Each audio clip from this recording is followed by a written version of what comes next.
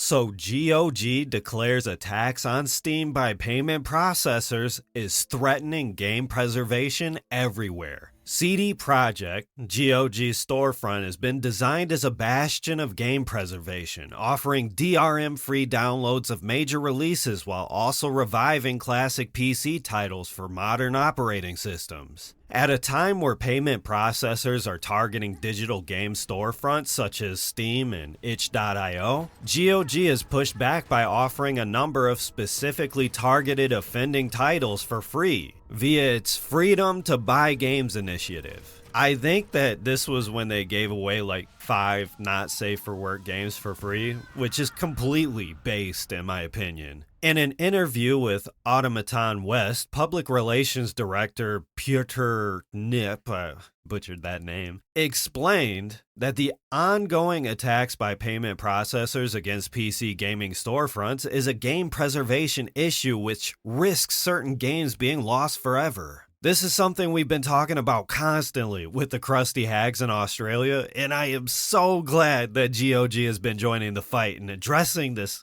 freaking issue. Every game that disappears from distribution is potentially a loss for game preservation efforts, the GOG spokesperson explained. It is particularly worrying when games are potentially vanishing due to external pressure. He explained that some games are removed in certain countries as they promote content and ideologies that are restricted or prohibited by law. And I said this before, it doesn't matter whether or not a game politically aligns with you. Censorship is censorship. And when you pan out and you see the bigger picture, you start to realize that this is more than just an attack on some weird sex game you couldn't give a shit about. Additionally, delistings happen from time to time and are impossible to avoid completely. But the worry is that third-party initiatives like the ongoing attacks against not safe for work games on PC storefronts are killing titles they deem unsavory. At the time of writing, the majority of these takedowns from payment processors due to the actions of Australian group Collective Shout, the crusty old hags, while the group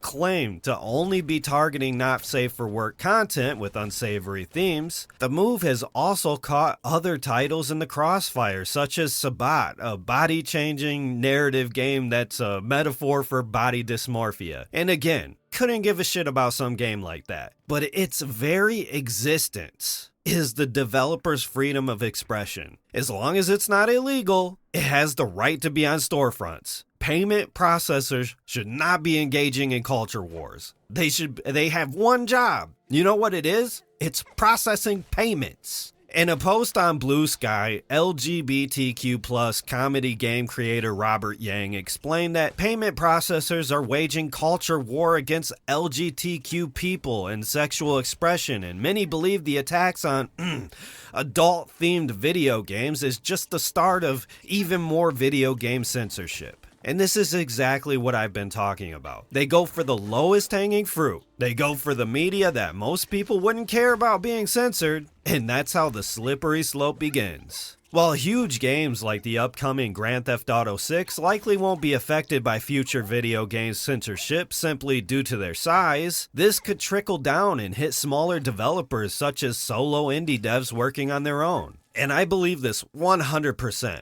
I believe that indie developers will self-censor just because these lines are so vague. They don't know what they can and cannot add to their games and whether or not they'll be deemed problematic. I'll give you an example. Hollow Knight. We all love Hollow Knight, right? I'm playing Silksong right now, and this game is everything I could have asked from Team Cherry. While there's no explicitly bisexual characters in Hollow Knight, there are openly gay and lesbian characters, and Team Cherry have confirmed that they do not write their characters as heterosexual by default. Shio and the Nailsmith, they're a male couple. They're heavily implied to be gay. And Hollow Knight features a lesbian couple in Grey Mourner and the Traitor's Child. Now just imagine not being able to play Hollow Knight because some crazy ass Karens in Australia and payment processors wanted to be part of some culture war and they got your game taken down. I don't know about you, but me personally, I would be pissed. I do not play video games simply by whether or not they align with me politically. But there are extreme activists online that look at this type of stuff and call for censorship. And I'm not talking about content creators like Endymion, Smash JT, Hypnotic, Synthetic Man. These people, they're simply making fun of games that have woke elements in them. I've never heard any of these people call for censorship. I'm talking about the groups of people that are in the back pockets of politicians. You mark my words, the slippery slope is a real thing, and they eventually want to come for the M-rated games. And here's the part that really scares me, because right at the end it says earlier this year there was an online petition against Collective Shout. However, this petition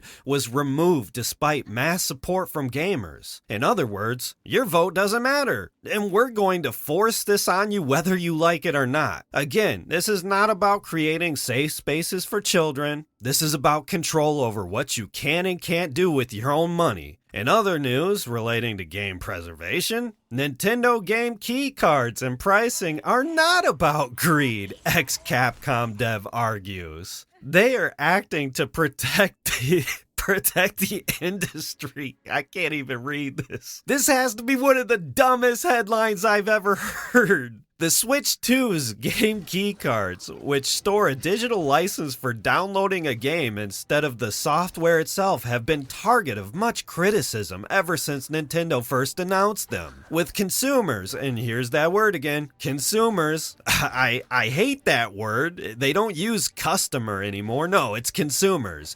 But anyways, with consumers feeling more strongly about the need for physical media and game preservation than ever, it doesn't come as a surprise that recent decisions by Nintendo have been controversial. Yeah, no shit. However, composer and former Capcom developer Masakazu Sugimori, probably butchered that name, recently stood in Nintendo's defense, suggesting that a lot of what the company is doing is in fact meant to protect the game and digital entertainment industries as a whole. I think I understand why this guy doesn't work at Capcom anymore. Sugimori says that one point of criticism he considers legitimate when it comes to game key cards is they can ultimately lead to a game you rightfully purchased becoming unplayable at the publisher's discretion. At the same time, he flips the argument over, commenting, "But can non-digital goods be used forever? For the most part, no. Physical things have a lifespan and they eventually break. Digital goods, on the other hand, don't have a lifespan."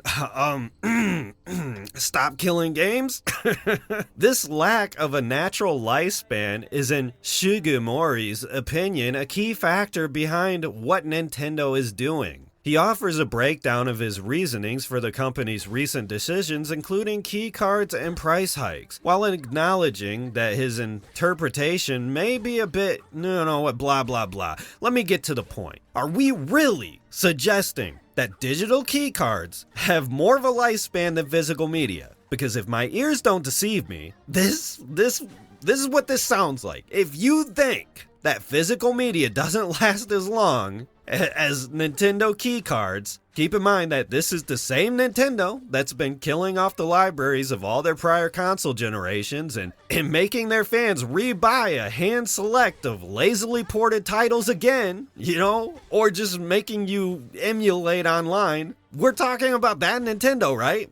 If this is what you're saying, my emulation backlog spanning all the way back to the NES would like to have a few words with you. This entire article is just a giant nothing burger, and it's probably just sponsored propaganda by Nintendo, but I thought it'd be funny to read through this one. DRM-filled digital media is the exact opposite of protecting the industry. And don't ever let bullshit articles like this gaslight you into thinking otherwise. And lastly, what do you think about Anbernick's new RG4768H? I really hate these names. I'm seeing a lot of these devices with the whole full glass front going on, and We've seen it with the Retroid Pocket 5, we've seen it with the new Odin device. Me personally, while I think devices like this are cool, especially when they have like the stack triggers like this one has, this is definitely better than inline. I think inline is incredibly uncomfortable. But for me, I'd like to see Anbernic make a dual screen device. It doesn't have to be powerful, just give me a touchscreen on the bottom, and I don't care if it's running on their old chipset. I just want to be able to play regular DS games on it. I feel like a lot of retro handhelds are becoming homogenized, and I do not like this at all. Not saying they're bad devices, but most of us already have a handheld. If you really want to win over the market, make more devices like the GBA clones or the vertical Game Boy clones. Honestly, I think this would be an awesome idea. Just hear me out. What if it was literally a controller that you connect to HDMI? What if Anbernic made a controller that looked like, I don't know, an N64 controller, right? No screen in the middle, just a modern N64 controller with a Hall effect stick. You can load your ROMs onto it, and just connect it to the TV. Let me know, would you buy something like this? Because I think it'd be an awesome idea.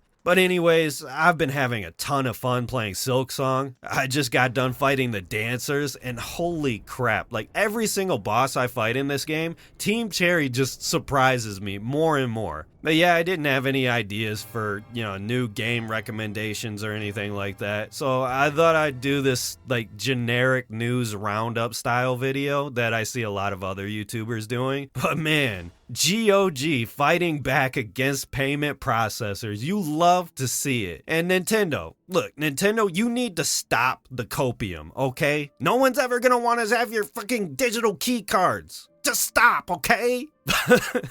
But yeah, that's it for me. I'll catch you in the next video. Later.